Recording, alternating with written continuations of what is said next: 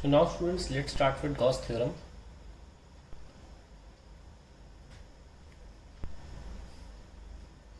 Gauss theorem आया क्यों, ये भी जानना ज़रूरी है।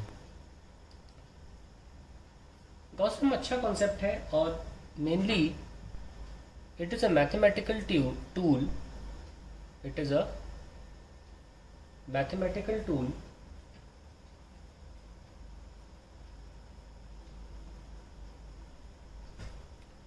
to evaluate electric field easily in cases of symmetry in charge configuration.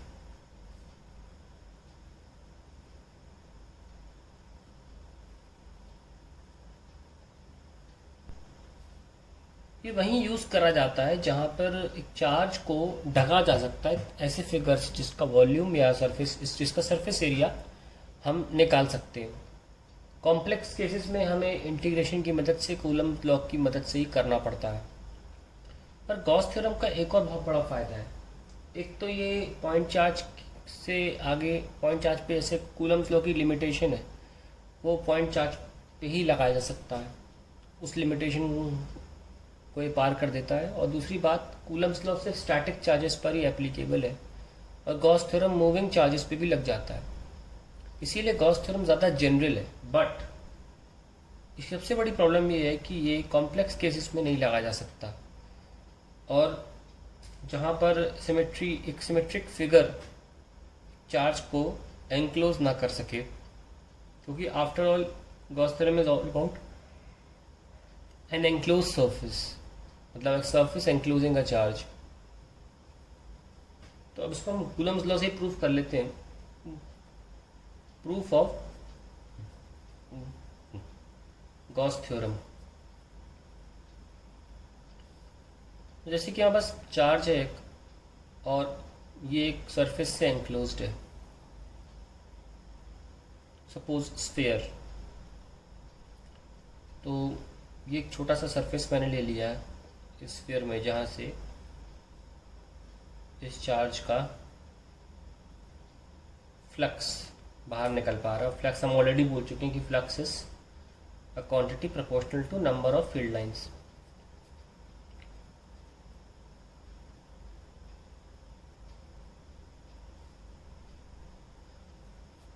Now flux होता है E into area cos theta. पर देख सकते हैं कि ये सरफेस बहुत कम छोटा है ना। और हम इसको स्फीयर लिए हैं तो स्फीयर तो हमेशा सरफेस को 90 डिग्री पे भेजता है। तो छोटा सा हम फ्लक्स की बात करें और छोटे से एरिया की बात कर रहे हैं तो ds ले लिया, और एरिया वेक्टर भी यही है ds, और हमारी इलेक्ट्रिक फील्ड भी इस तरफ ही आ रही, तो दोनों के बीच में एंगल 0, तो cos 0, तो d फाई आ जाएगा E ds। ना अगर हम यहाँ की बात करें, यहाँ की जिस सरफेस पर है, यहाँ तक हम रेडियस को r ले लेते हैं, ठीक है। So d phi is equals to k q upon surface तक r square into d s. So overall flux कैसे निकाला जाएगा वो हम पूरे सरफेस पे इंटीग्रेट करके निकाल लेंगे। तो देखो k तो कांस्टेंट है, q भी कांस्टेंट है और अब r भी हमने फिक्स कर दिया है। सो ds पे लगेगा इंटीग्रेशन। अब एक स्फीयर के लिए सरफेस का इंटीग्रेशन करोगे एरिया में तो क्या आएगा, एरिया ऑफ द स्फीयर, और ये कैंसिल हो गया। Also we know that k is 1/4 epsilon, और यहाँ पे 4 q है तो 4 से 4 कैंसिल, तो वी हैव q/एप्सिलॉन। और हम ये पहले भी बता चुके हैं कि हमारा जो फ्लक्स का जो डेरिवेशन है ये निकल के आता है q/एप्सिलॉन। सो हमने जो फ्लक्स कैलकुलेट करके दिखाया है आपको, वो पूरे 4 पाई स्टेरेडियन सॉलिड एंगल के लिए निकाल के दिखाया, पूरे एरिया के लिए। तो फ्लक्स जो है वो टोटली कितना निकल के आ रहा है, Q by epsilon. If Q equals to 1 coulomb, then flux is equals to 1 upon epsilon, which is 1 upon 8.85 10 की power -12 Newton per coulomb meter square. So what is the significance of this number 1 upon 8.85 10 की power -12? Significance is it is proportional to number of field lines corresponding to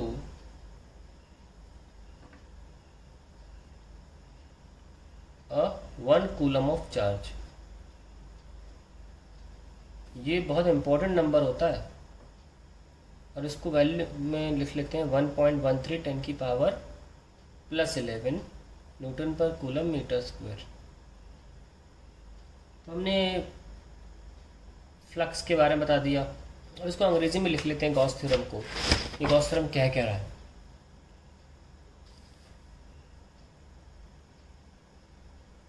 Gauss theorem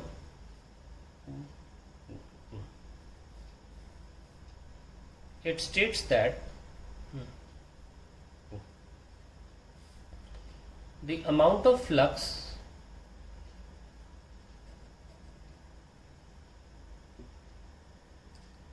due to a charge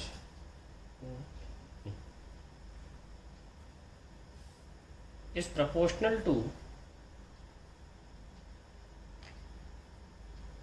the magnitude of charge. Magnitude of charge in a given medium. Mathematically,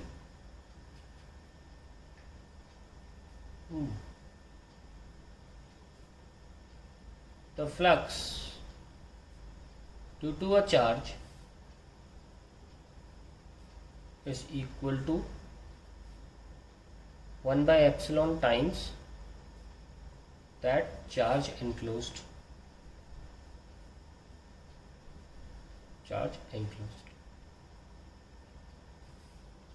तो ये हम लिखते हैं यहाँ पे Q by epsilon. ना flux में बहुत इंपॉर्टेंट बात है कि ये चार्ज एनक्लोज्ड होना चाहिए। एनक्लोज वर्ड बहुत इंपॉर्टेंट है, ठीक है। और अब एक बात और बता दें कि फ्लक्स जो है, जैसे कि हम फॉर्मूले में देख रहे हैं, कहीं भी कोई ज्योमेट्रिकल पैरामीटर नहीं है। Flux is independent of the surface area और shape of the surface enclosing the charge.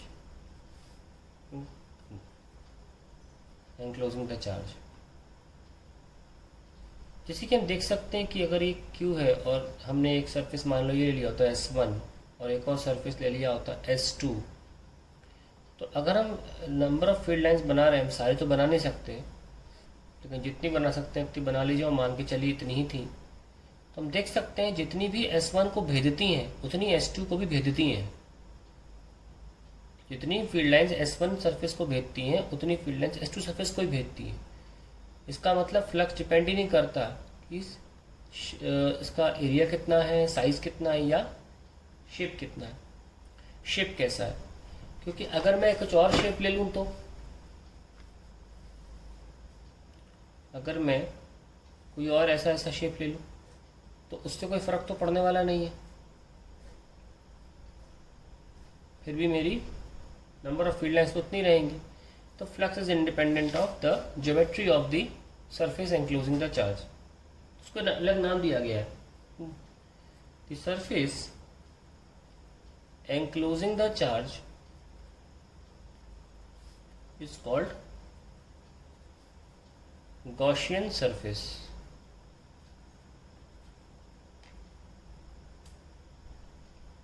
And आसान भाषा में लिख सकते हैं, अलग भाषा में, that the total flux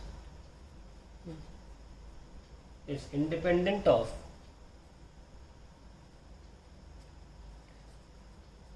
the geometry of, geometry में सब आ जाता है फिर, गॉसियन सरफेस। अब हमने देखा कि फ्लक्स को हमने सॉल्व कैसे किया। E dots d s is equals to q by epsilon. ये एक्चुअली में हमारा गॉस थ्योरम का एक्सप्रेशन है।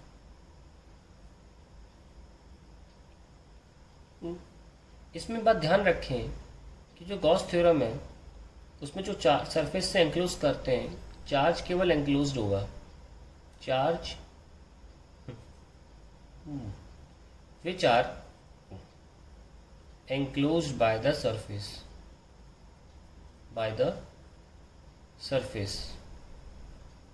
but जो इलेक्ट्रिक फील्ड है, but this electric field is of all the charges enclosed by surface and the charges outside the surface, outside the surface हम सब लेते हैं। लेकिन गॉस थ्योरम बनाया ही ऐसे गया है कि अपने आप ही ऑटोमेटिकली वो फ्लक्स काउंट ही नहीं होता जो बाहर के चार्जेस की वजह से, जैसे कि मान लीजिए क्यू है और एक कोई रैंडम सरफेस को ढके हुए। देख लीजिए, आप खुद बताइए कि आप फ्लक्स कैसे कैलकुलेट करेंगे। सपोज ये क्यू आ गया और बाहर एक और चार्ज है, तो ये क्यू एस है और सपोज ये Q1 नाम का चार्ज है कुछ। तो अब हमारे पास जो इलेक्ट्रिक फील्ड है वो इसकी वजह से भी है और इसकी वजह से भी है। अब देखना, इसकी वजह से फील्ड लाइन अंदर जा रही है। ये मान लीजिए इस खिड़की के रास्ते ये अंदर गई और इस खिड़की के रास्ते ये बाहर चली गई। यस और नो?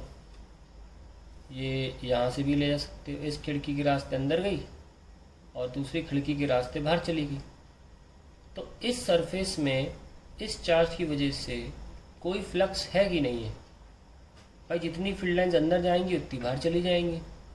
तो इस चार्ज की वजह से इस सरफेस के थ्रू नेट फ्लक्स तो ज़ीरो हो गया। तो टोटल नंबर ऑफ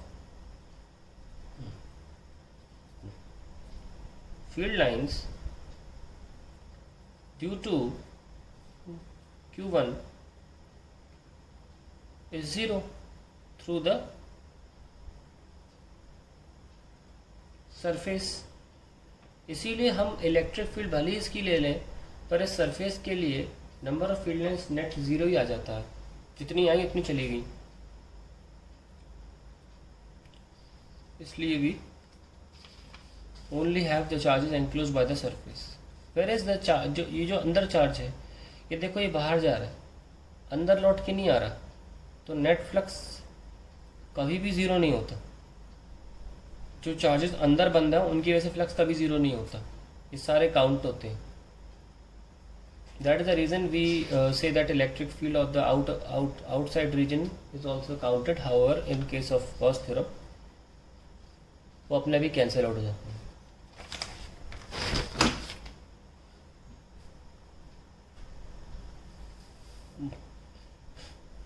अब सिमेट्री की बात कर लेते हैं।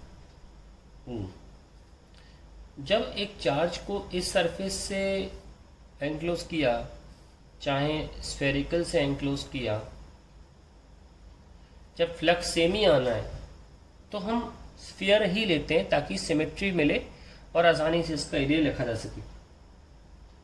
ठीक है, तो हम ये हमारी चॉइस होती है कि हम स्फेरिकल ले रहे हैं कि रैंडम सरफेस ले रहे हैं, क्योंकि नंबर ऑफ जो नंबर ऑफ फील्ड लाइंस हैं वो बदलती नहीं है सरफेस बदलने से। तो हम क्यों ले रैंडम सरफेस, हम इसलिए स्फीयर ले लेते हैं। No condition to choose a Gaussian surface. बहुत इंपॉर्टेंट चीज़ है ये, बहुत इंपॉर्टेंट। ये पता होना चाहिए आप किस बेसिस पर सुनते हैं एक ही कंडीशन में। मतलब उसमें दो दो चीज़ें ऑलरेडी मिक्स की हुई हैं। A Gaussian surface is such that the electric field lines are either perpendicular to it or parallel to it, parallel to it। बस that's the only thing you should remember जब भी आप Gaussian surface select कर रहे हैं।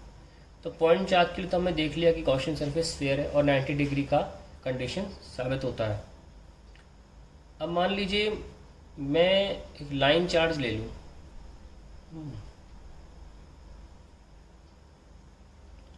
तो surface कैसा होना चाहिए? लाइन चार्ज की वजह से फील्ड लाइन तो ऐसे जा रही है,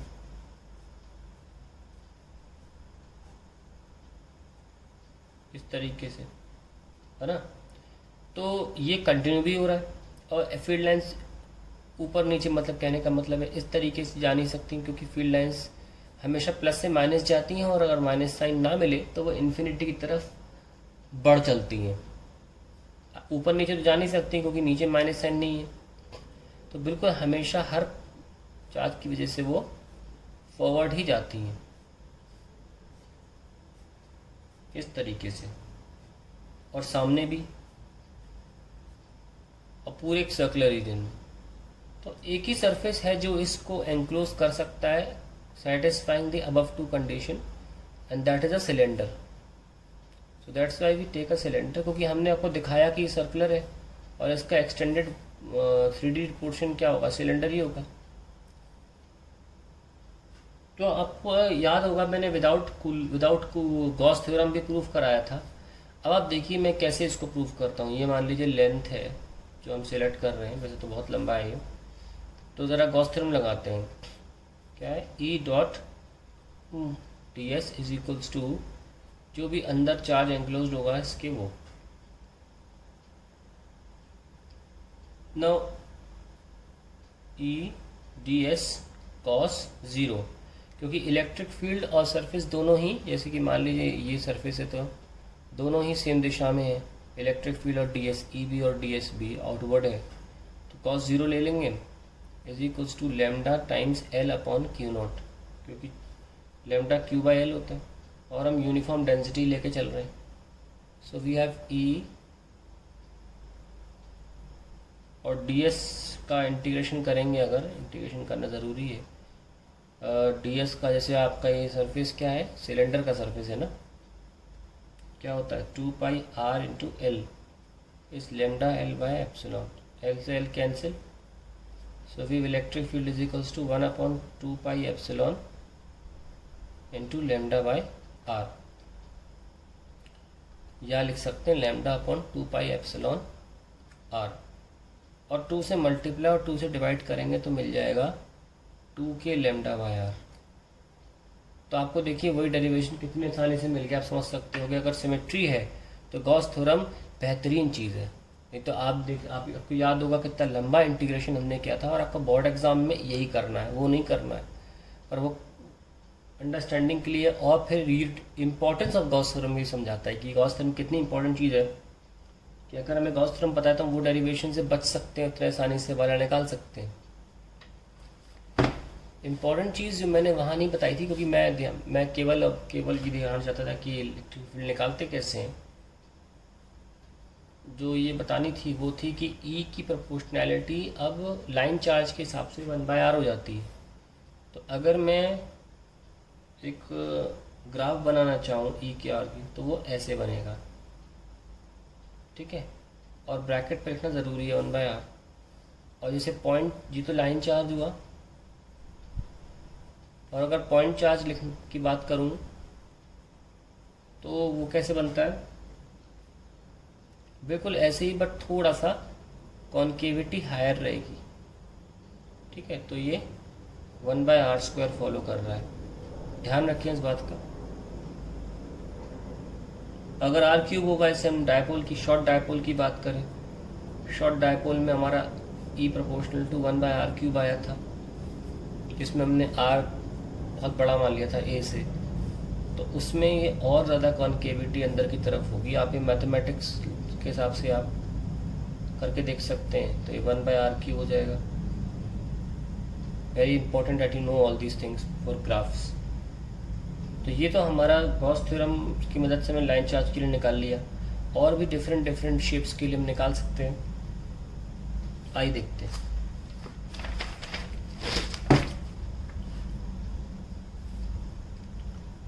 electric field due to an infinite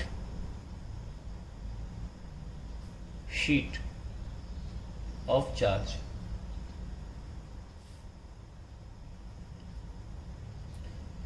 suppose मेरे पास इनफाइनाइट शीट है, मैंने बाउंड्री तो बनानी पड़ेगी लेकिन इनफाइनाइट मान के चलिए।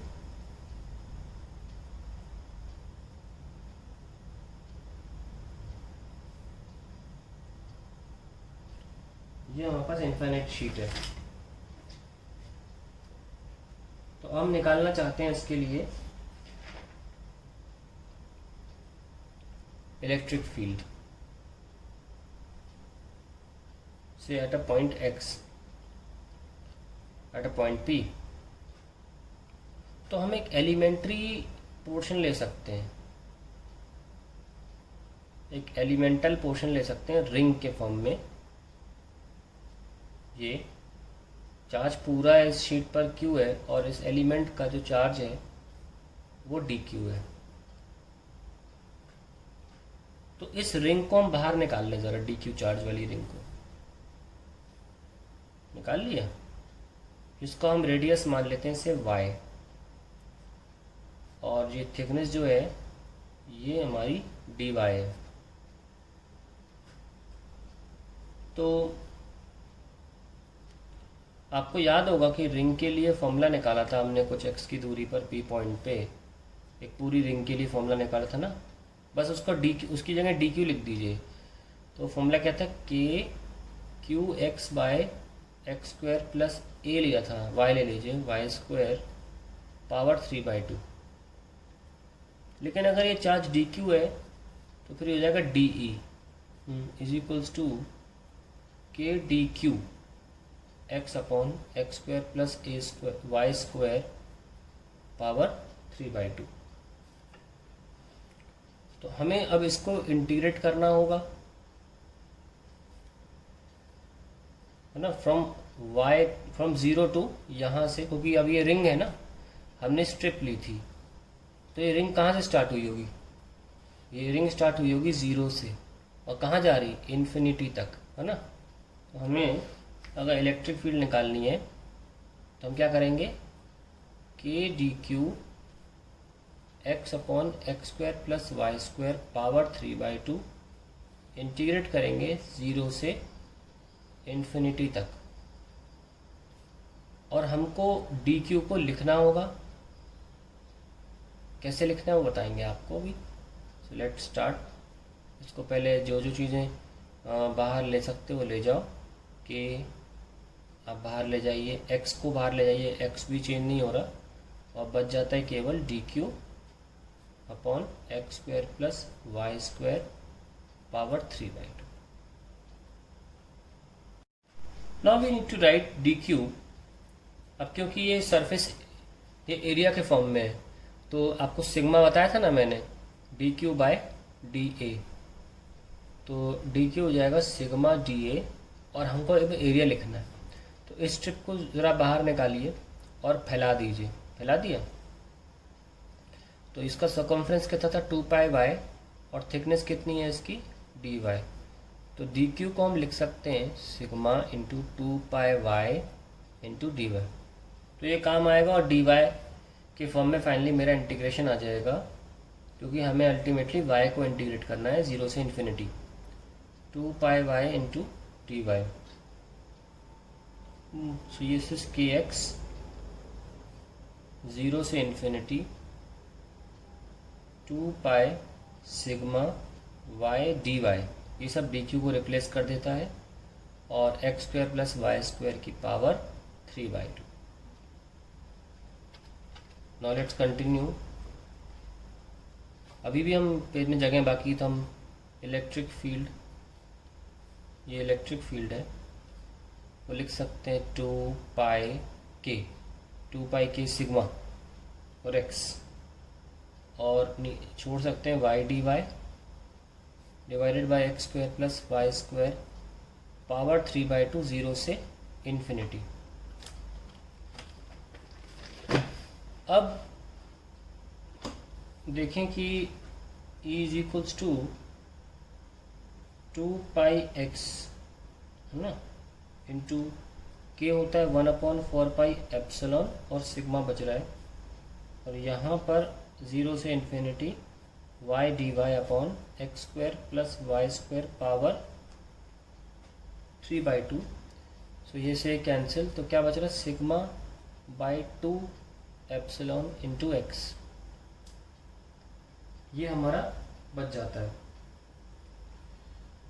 और बाकी बचा 0 से infinity y d y upon x square plus y square की पावर 3/2। वाई को आप क्या लेंगे, एक्स टेन थीटा, और फिर d y by d theta करिए, तो क्या बचेगा, एक्स सेक स्क्वायर थीटा, क्योंकि एक्स तो कांस्टेंट है। So d y is equals to x sec square theta d theta, इससे रिप्लेस होगा। तो अब इसको रख दीजिए, सिग्मा बाय 2 एप्सिलॉन एक्स 0 से इन्फिनिटी, वाई की जगह आ जाएगा एक्स टेन थीटा, और डी वाई की जगह आ जाएगा x sec square theta d theta whole divided by x square plus x square tan square theta की पावर 3/2। ठीक है, तो मैंने देखी लीजिए y की जगह y की जो लेट करी थी वैल्यू वो रख दी, और dy की जो वैल्यू थी वो है ना वो रख दी है dy। बहुत सिंपल, एक बार आप करना सीख जाए तो कुछ बड़ी बात नहीं है। देखिए यहाँ पे x और x, 3 बार x आ गया, तो sigma x cube upon 2 epsilon, और क्या बच जाता है हमारे पास, 0 से infinity tan theta dot sec square theta d theta divided by, यहाँ से देखो एक्स स्क्वायर कॉमन लाएंगे, 2 से काट देंगे तो एक्स क्यूब बचेगा, और 1 प्लस tan स्क्वायर थीटा हो जाएगा सेक स्क्वायर थीटा, तो square square cancel, sec cube theta बचेगा, ये लीजिए। तो अब आपका देखो एक्स क्यूब और एक्स क्यूब कैंसिल हो गया, तो इलेक्ट्रिक फील्ड कितनी आ गई, सिग्मा बाय 2 एप्सिलॉन, और tan थीटा इन ये cancel, tan theta upon sec theta क्या होगा वो लिख लेते हैं, यहाँ सॉल्व कर लेते हैं इसको हल्का सा, इस रीजन में tan theta is sine upon cos, और 1/sec इज कॉस, तो ये हो जाएगा साइन, तो it is sine theta d theta. अब 0 से इन्फिनिटी लिखना तो वो डिस्टेंस के फॉर्म में था, तो जैसे ही हमने एंगल, हम y जो लेंथ है, जब हम एंगल जो y जो लेंथ है तब तक 0 से इन्फिनिटी लिखना सही था, लेकिन जैसे हम एंगल्स फॉर्म में आए it should have been written 0 से π/2, क्योंकि आप डायग्राम में भी देख सकते हैं कि अगर आप इस पॉइंट से इन्फिनिटी की तरफ जाओगे तो आप 90 पहुंच जाओगे एक दिन, है ना, तो एंगल 90 ले लेना चाहिए था, साइन π/2 ले लेना चाहिए, तो I would rather shift it to π/2। ठीक है, चलिए, ये तो कॉमन सेंस की बात है, आप एंगल को डिस्टेंस कैसे रख सकते हो। साइन थीटा हो जाता है माइनस कॉस थीटा 0 से π/2, और जब भी माइनस साइन हो lower limit minus upper limit करें, कॉस 0 माइनस कितना आ रहा है, कॉस 90। सो हमारी इलेक्ट्रिक फील्ड क्या आ गई, sigma by 2 epsilon into 1 minus 0 that is sigma by 2 epsilon, that's it. और यहीं पे बड़ी इंपॉर्टेंट चीज़ मैं बता देता हूँ, ये इन्फिनिट शीट के लिए है, बहुत ही इंपॉर्टेंट चीज़ बताता हूँ आपको इसी चीज़ के लिए, और वो है अगर ये फाइनाइट होती, अगर फाइनाइट डिस्क होती तो हम कैसे निकालते, तो फिर आपको थीटा रखना पड़ता ना।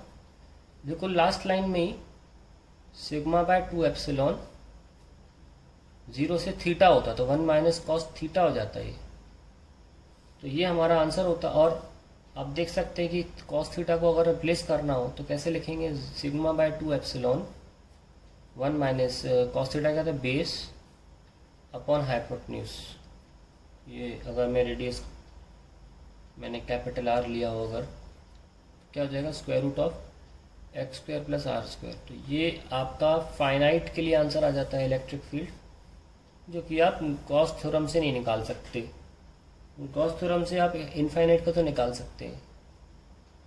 तो ये हमारा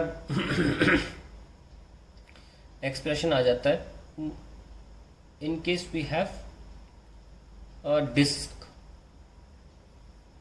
सो that is all about electric field due to infinite sheet and finite sheet. Now important point is that क्या इसी को गॉस थ्योरम से कर सकते हैं, लेट अस सी। सो ये हमारी इनफाइनाइट शीट है।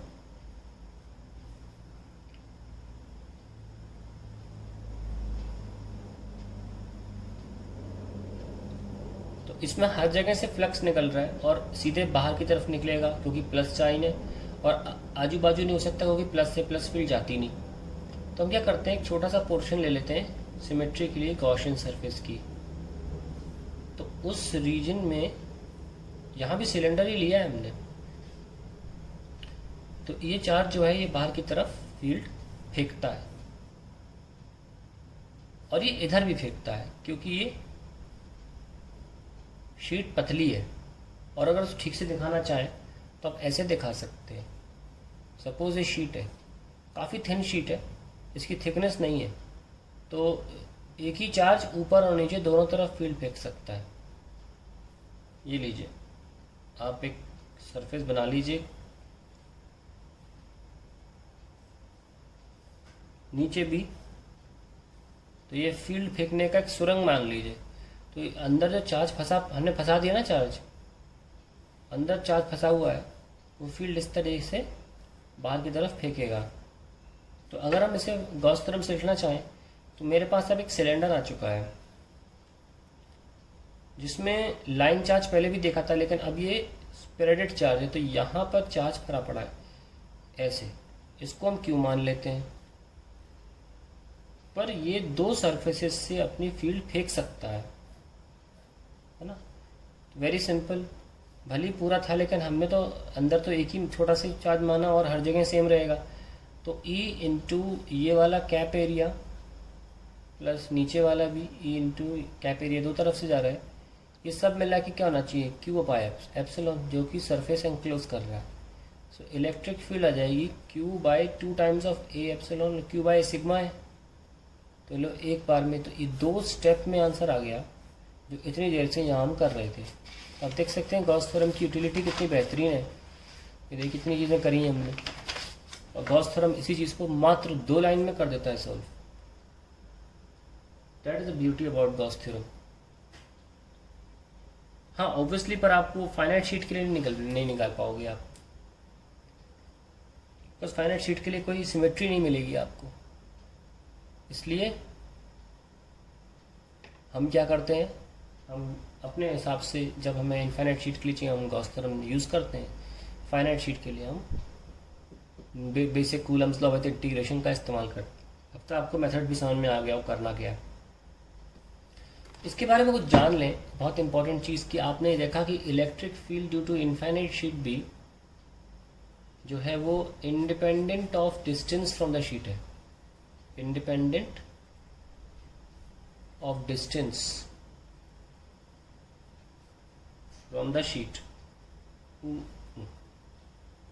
अगर इनफाइनाइट शीट है तो it's a very important thing कि अगर आपके पास कोई इनफाइनाइट शीट है, मैं बड़ी बाउंड्री बना रहा हूँ पर इनफाइनाइट मान के चलें, तो अगर मान लें 1 मीटर की दूरी पर फील्ड E है तो 3 मीटर की दूरी पर भी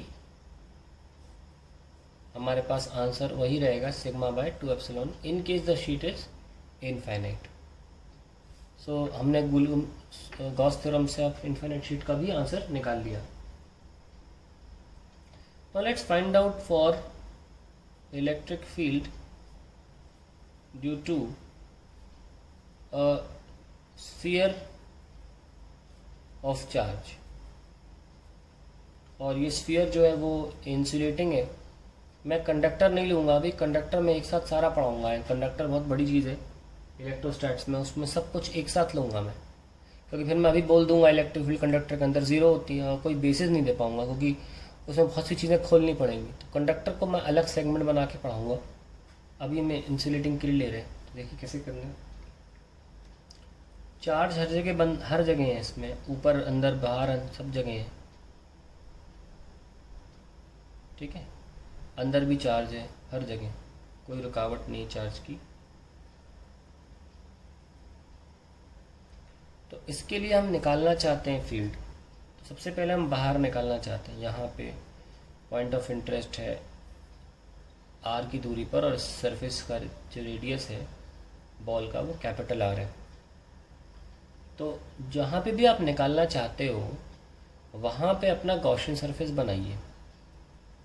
जहाँ भी निकालना चाहते हो उस पॉइंट तक के रेडियस का गॉसियन सरफेस बना लिया, और उसके लिए लिखो Gauss theorem, which is E dot d s is, ये जो पूरा चार्ज है, ये बाहर अंदर, बाहर सरफेस पे अंदर हर जगह, इस सब में लाके कुछ तो होगा, उसको क्यों लिख लो। अब चाहे यूनिफॉर्म हो नॉन यूनिफॉर्म हो, उससे मतलब नहीं है। जब इस सरफेस की बात हो रही है तो ये चार्ज अंदर है, अभी यूनिफॉर्मली डिस्ट्रीब्यूटेड हो चाहे नॉन यूनिफॉर्मली डिस्ट्रीब्यूटेड हो, इस बात से कोई फ़र्क नहीं पड़ता, ठीक। तो हम क्या करेंगे, ई यहाँ पे इस जगह पर हर जगह जो ई है वो सेम है, तो ई तो कांस्टेंट होगा ही ना आर की दूरी पर, तो ई को हम इंटीग्रेशन से बाहर ले सकते हैं। और डी एस क्या हो जाएगा, गॉस सरफेस का एरिया, गॉसियन सरफेस का, q by epsilon, so e into 4 pi r square is q by epsilon. So ये आ गया 1/4 pi epsilon q by r square. So electric field ultimately कितनी आ गई, के क्यू बाय आर स्क्वायर। ठीक है भाई, ये पार्ट तो हो गया। अब बात करते हैं सर, तो ये कौन सा था, मोर देन दी रेडियस, है ना। अब बात करते हैं हम इसके सेकंड पार्ट की, जब आर इक्वल्स टू आर होगा, ऐसे में E dot d s is equals to q by epsilon फिर लिखना चाहिए हमको। और सरफेस पे देखें तो 4 पाई कैपिटल आर स्क्वायर लिखा जाएगा q by epsilon. So E will be 1/4 pi epsilon into q by r square. तो आप देख सकते हैं कि k q by capital r square आया। अब क्योंकि आर छोटा है आर से इस केस में, तो ये जो वैल्यू है ई की ये ज़्यादा होगी पहले वाले से ना, इसको मैं 2 मान लेता हूँ। सेकंड पार्ट की वैल्यू ज़्यादा होगी फर्स्ट पार्ट से, और ये मैक्सिमम भी होगी। अब हम अंदर चलते हैं, इस बॉल ऑफ चार्ज के अंदर जा रहे हो। मान लीजिए यहीं तक गए पी पॉइंट तक, तो इतने ही रीजन पे आप गॉसियन सरफेस बना लीजिए, एनक्लोज कर लीजिए। अब भले आपका आर जो है वो छोटा हो गया है, पर चार्ज जो है क्यू जो इस रीजन में है पी तक, वो भी अब ओवरऑल क्यू से कम है। तो हमें 2 केस मिल सकते हैं। केस 1,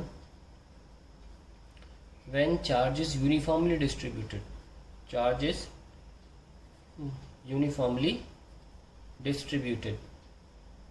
तो ध्यान रहे कि जब यूनिफॉर्मली डिस्ट्रीब्यूशन होता है तभी आप यूनिटरी मेथड लगा सकते हो। जैसे कि मैंने क्लास में हर बच्चे को 2-2 टॉफ़ियाँ बांटी, तो ओवरऑल टॉफ़ियाँ 200 थी मेरे पास, बच्चे मान लो 50 थे। तुरंत आप बता सकते हो कि हर बच्चे को 4 टॉफ़ी मिली होंगी, अगर आपको ये पता है कि टॉफ़ियों का डिस्ट्रीब्यूशन यूनिफॉर्मली किया गया था। लेकिन अगर नॉन यूनिफॉर्मली किया गया हो तो आप बता सकते हो कि हर एक बच्चे को कितनी मिली थी, असंभव। इसलिए यूनिफॉर्मली डिस्ट्रीब्यूशन में हम क्या करते हैं, यूनिटरी मेथड लगाते हैं।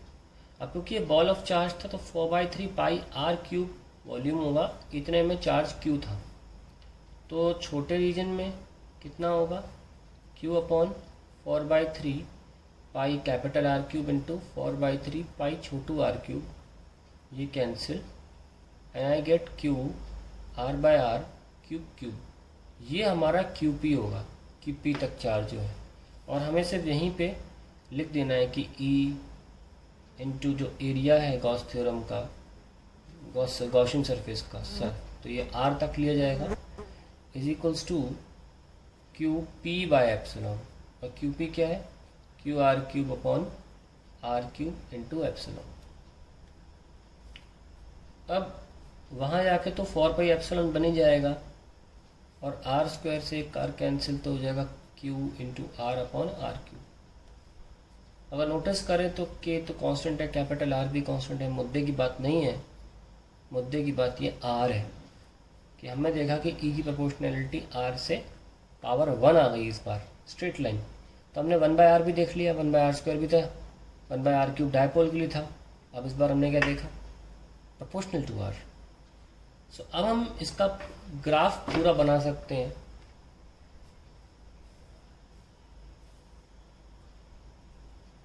ई वर्सेस आर का ये लीजिए, जब तक कि आप सरफेस पे नहीं पहुंच जाते, और सरफेस पर मैक्सिमम वैल्यू होती है k capital q by r square, और उसके बाद ये गिरेगा 1/r स्क्वायर से, ई प्रोपोर्शनल टू 1/r स्क्वायर। तो ये हमारा टोटल कहानी है इलेक्ट्रिक फील्ड की। और अब हम इसको पढ़ाने के बाद आपको थोड़ा सा सॉलिड एंगल से फ्लक्स कैसे निकालते हैं बताना सिखाएंगे, और उसके बाद हम चलेंगे अपने बहुत ही इम्पोर्टेंट और मोस्ट इम्पोर्टेंट अध्याय का। इलेक्ट्रोस्टैट में सबसे इम्पोर्टेंट अध्याय होता है इलेक्ट्रोस्टैटिक पोटेंशियल। ठीक है, तो वो बहुत लंबा चैप्टर है, काफ़ी वक्त लगेगा उसमें, कि चीज़ इंपॉर्टेंट है उसमें, उसी में कंडक्टर्स भी आएगा, तब जाके हम कैपेसिटेंस चालू कर पाएंगे। तो यहाँ पे हमें सिर्फ थोड़ा सा सॉलिड एंगल की मदद से फ्लक्स निकालना सीखना है, और खुद गॉस थ्योरम का भी यूज़ करेंगे 2-3 जगह पर। मैं एप्लीकेशन बताऊँगा, एग्जाम्पल्स दूंगा थोड़े, then will go to electrostatic potential.